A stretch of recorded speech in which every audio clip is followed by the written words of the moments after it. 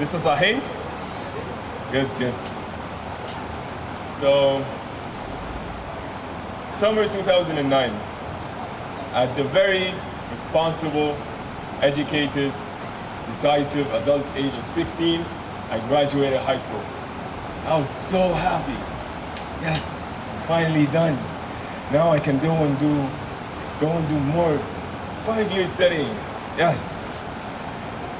And then I was asked a question that every single high school graduate is asked. What would you like to do for the rest of your life? Wow, it's a really tough question. I didn't really have an answer for it. So 2 months later, I was at the orientation as a medical student in Al Faisal University in Saudi. And I was just sitting there, listening, okay, how does college life go? And I was faced with this tiny problem in registering my credit hours and like my courses. So I went to the college coordinator and asked him, what are electives? There's a part that says that I have to register for electives. And he said, yes, these are courses you take based on your interest. They don't have any relation to medicine. You choose what course you take.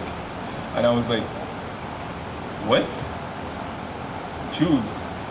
That's not part of my terminology when it comes to education. Usually, for the past 12 years, I come, sit at the desk, wait for the teacher to show up, and then funnel information into my face whether I like it or not, go back home, and do that again tomorrow. And now this guy is telling me to choose. Anyway, I ended up choosing a course, and I left his office with a new perspective. I get to make choices. So, with characteristic and moderation, I went out and made all of them at the same time.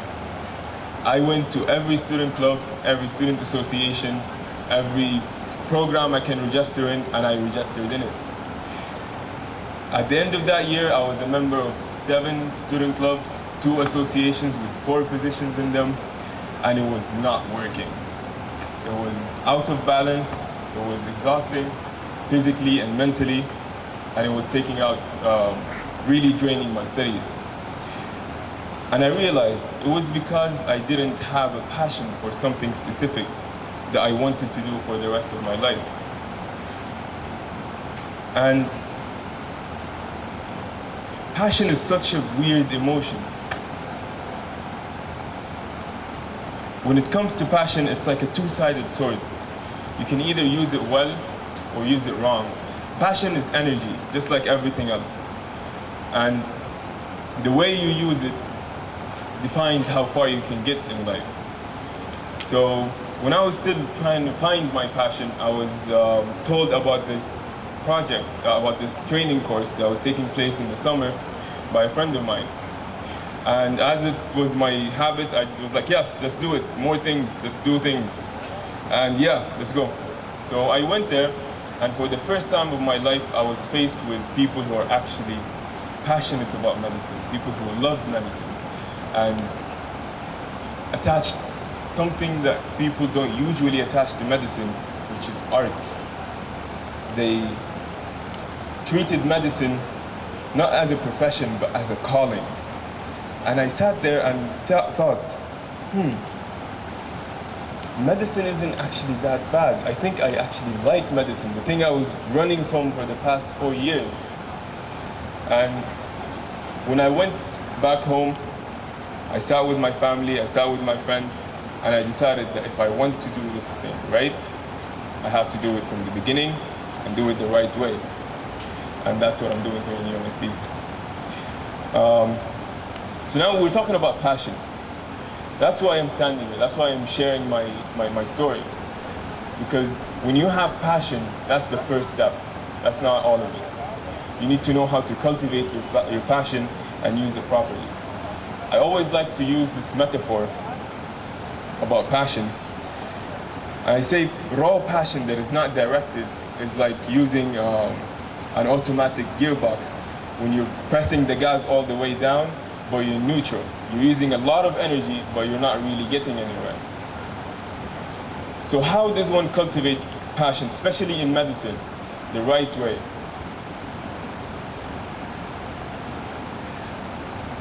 Communication in medicine is the most important aspect, the most important thing that you can work on and improve. And how does one take passion as the energy of passion and use it to increase their communication skills in order to be not only a better doctor? I'm not only talking about doctor. You can through passion in any aspect you want in life, in any profession, in anything, but especially in medicine. The word compassion is the center of medicine, in my opinion. Compassion is defined by Robert Thomas in his book, Time to Care, as the ability, the humane quality of understanding human suffering, and at the same time, having the motivation to relieve that suffering. And why is that important? The fact that you need to understand human suffering before you even try to relieve it is the most important part about communication. And that only comes from human to human communication. Today, a lot of us were talking about innovative technology and how it affects our lives. And our generation is a very virtual generation. We're more familiar with emojis than with facial expressions and body language. We're more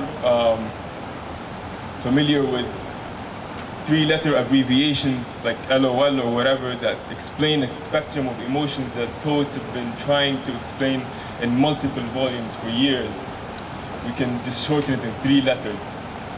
So how can someone who is that distant from humanity be able to contribute, especially in medicine, in communicating with people? This is what happens when you come out of a community that emphasizes virtual communication and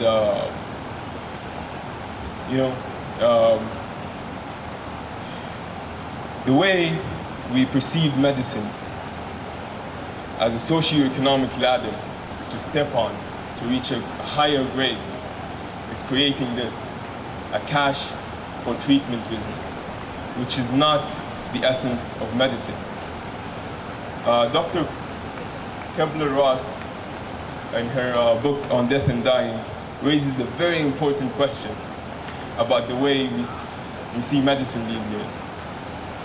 What happens in a medical society that puts emphasis on IQ, class standing, more than simple manners of tact, sensitivity, perspectiveness, and managing human suffering? In a society where a young medical student is admired for his research and laboratory work, but is lost in words when he's faced by a simple question from a patient. Now, us medical students, when we start studying, especially in clinical years, doctors always tell you, don't get too emotionally invested with your patients. It will drain you. You'll get tired. You get depressed. You'll be physically and emotionally drained. But is that really true? Research shows that compassion has a positive effect on both patients and healthcare providers. When you're a compassionate doctor who is able to communicate with the patient on a very high human interpersonal level, you're able to change their perspective about how they feel about their disease.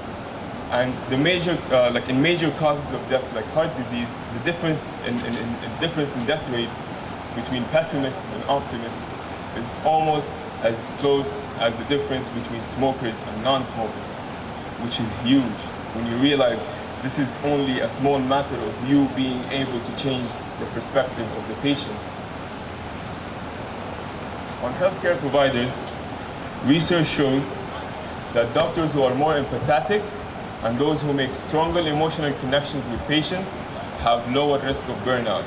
Burnout is basically when you are extremely tired, You're unable to continue as a doctor because you're emotionally drained from all the pressure that it puts on you. A little bit in someone next to them, just to be able to communicate a little bit more. Maybe that will cause us to become a more compassionate community as a whole before we're compassionate as a medical community. That's just a small part of it. And I'm talking from a medical perspective because that's my perspective. Before I leave, I'm going to leave you with my favorite 2 lines from the new version of the Hippocratic Oath. It goes as the following: I will remember that there is art to medicine as well as science, that warmth, sympathy, and understanding may outweigh a surgeon's knife or a chemist's drug. I will remember that I do not treat a favor chart or a cancerous growth, but a sick human being.